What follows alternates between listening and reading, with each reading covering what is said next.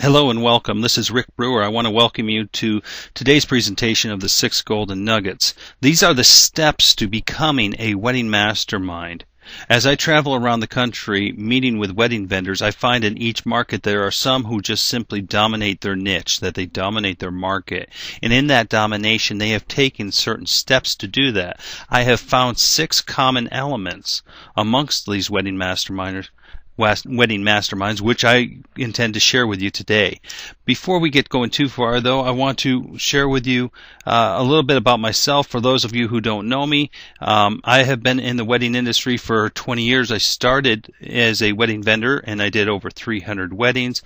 I've sold advertising to hundreds of people through the 2 magazines which I've owned and the 12 bridal shows which I've produced, as well as I have built and run top-ranked wedding websites specific to the wedding industry. I have met one-on-one with over 2,000 wedding vendors.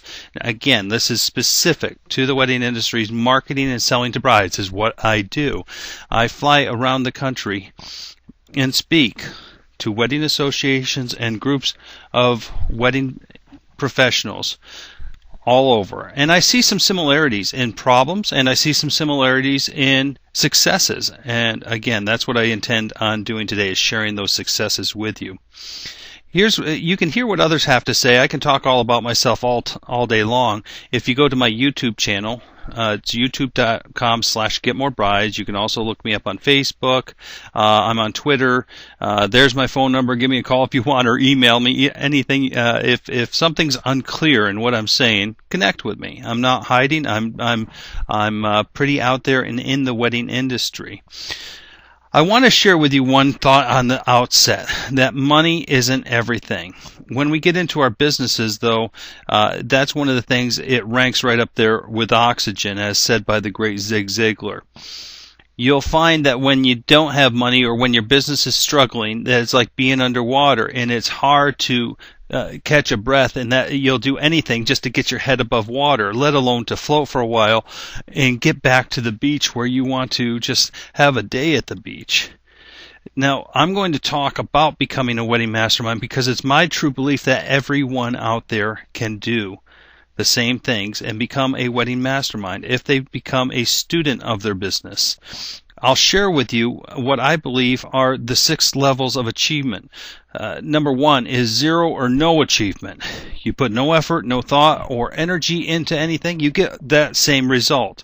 The next level up is bad achievement. You put very little thought or energy into it, you're going to get a bad result. Number 3, you put some effort into it, you get a mediocre result. Or you put a lot into it, you get a good result. When you focus on it all day, all night, you get an excellent result, or you become outstanding and perfect. Now, in our world as wedding vendors, becoming outstanding or perfect looks simply like this. We are booked to the gills. It has nothing to do with the competition, because I will tell you right out on the outset that your competition doesn't matter. Your competition out there is your competition. You will always have competition, and you need to focus on your game and your game only. That's what I'm going to share with you today. I want you to look at these 4 individuals and tell me if you can name them all. These were outstanding in their field. They were perfect at what they did. I'll give you some hints here. The first one up in the top right up here was he's the first man to summit Mount Everest. Over here, the first man to break the sub 4-minute mile, first man to walk on the moon, and the founder of Facebook, Mark Zuckerberg, who eventually became very wealthy, very famous. Right now, Facebook has somewhere around 750 million users on it. Sir Edmund Hillary didn't know how to summit Mount Everest, nor did Roger Bannister know how to break the 4-minute mile, let alone Neil Armstrong didn't know how to climb out of that spacecraft and onto the moon to be the first man to walk on the moon. They didn't know how. They all had somebody who helped them with it. Sir Edmund Hillary had a Sherpa named Tenzing Norgay.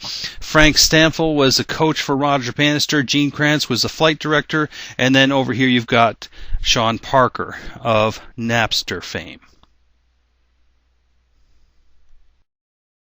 Now, I mentioned that they didn't know how to do it for a reason. That didn't stop them. Right now, what's interesting in the wedding industry is that never before has it, A, been easier to be a success. B, has the competition set the bar lower. Most of your competitors are just going on price and price alone, and that's easy to overcome. And C, has there been more information on how to be a success? So you don't have to recreate the wheel, you just have to duplicate it. And it becomes very simple. That said, though, that which is easy to do is also easy not to do, as said by the late great Jim Rohn. Let me give you an example. An apple a day keeps the doctor away. True? Well, how many people know if it's true or not because they haven't done that easy thing, which is eating an apple a day? The steps in what I'm going to teach you are going to be that apple a day principle, that you constantly, consistently do them, and you're going to see an increase in your business. Now, I don't wave my magic wand over your business and make everything well and good. All I do is I give you the tools and the techniques and the tricks of the uber successful that will help you take yourself there. It becomes your responsibility, though, to do it. Anybody who's going to promise you that I won't promise you that I'm going to double your business in 3 months or that I'm going to make you a gazillionaire. Anybody who promises that, I would advise you to run, because that's rare and far in between. I've helped people do that, and I'm very good at what I do. In fact, I think I'm the best at what I do. I don't think anybody can touch what I have to offer. That said, I'm just being upfront and honest with you about what is available out there for you. Let's get right into it. Nugget number 1. Those who are the top of their game in the wedding industry have a written plan of success, which it folds into 3 folds. Number 1, they have written, well-defined, and possible goals. They write them out each and every year, and they measure them on a regular basis. They're defined by a number. Like, for example, if you wanted to lose weight, you not only have the amount of weight that you want to lose, but you have the daily activities which will help you lose that weight, the calories that you need to maintain in order to lose that weight, etc. The more numbers that you define it, the better and easier it will become to hit that goal. Number 2, they have a marketing strategy which is not just written down, but it's committed to. These strategies include daily, monthly, weekly activities that they understand that they have to do on a consistent, constant basis, as I was mentioning before.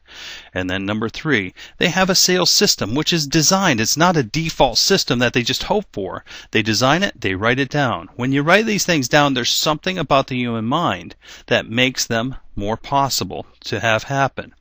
In the wedding world, just like with all other small businesses, you have a hierarchy of needs for your business. If you'll remember, there was a gentleman by the name of Abraham Maslow, was a psychiatrist, created a hierarchy of needs for the human being, for the human persona.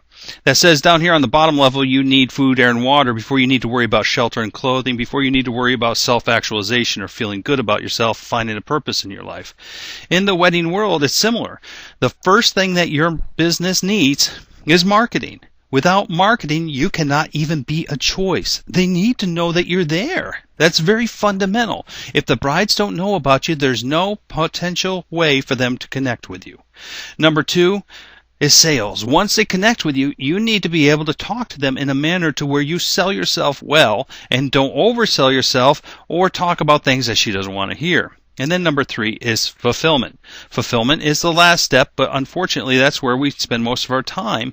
And those are the 2 areas where you make your money. Everything else is a cost. Sales and marketing are your profit centers. Typical small business, and I'd say small business because it's not just located in the wedding industry alone, they spend all their time in fulfillment. They love what they do.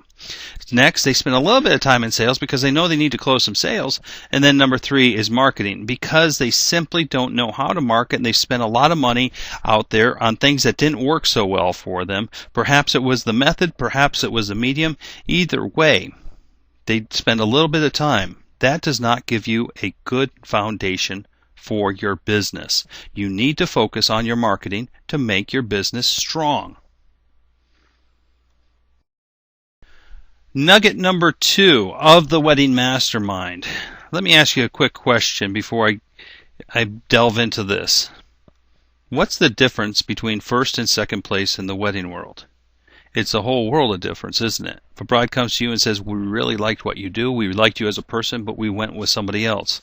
You don't make that much money, do you, when you're second place? Make a lot more when you're first place.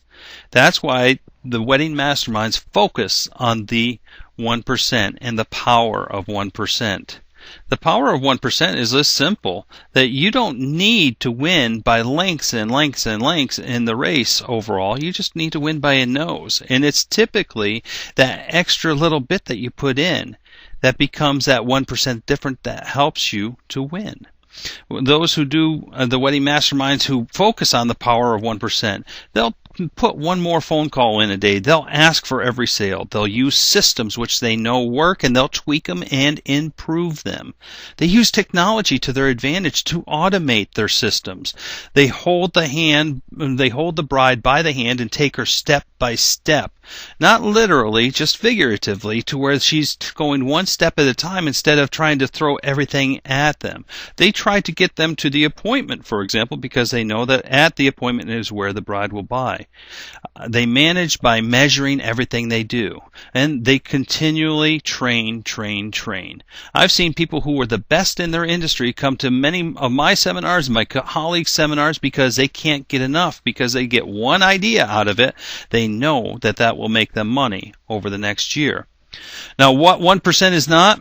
Let's look at what some people do a lot of the times that is not productive. Trolling the internet. That's not helping yourself to get to that edge. Chit-chatting with your vendor friends who never send you business when you go to a networking event. Or doing research when they're, again, trolling the internet, reading the wedding magazines, what have you. That doesn't make you money.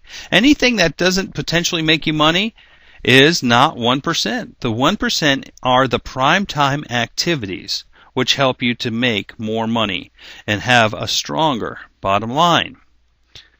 On the next video that we put out, we're going to be talking about following the proper steps in the buying process of the bride, as well as the consumer versus owner mentality. Thanks for joining me here. We'll see you at the next video.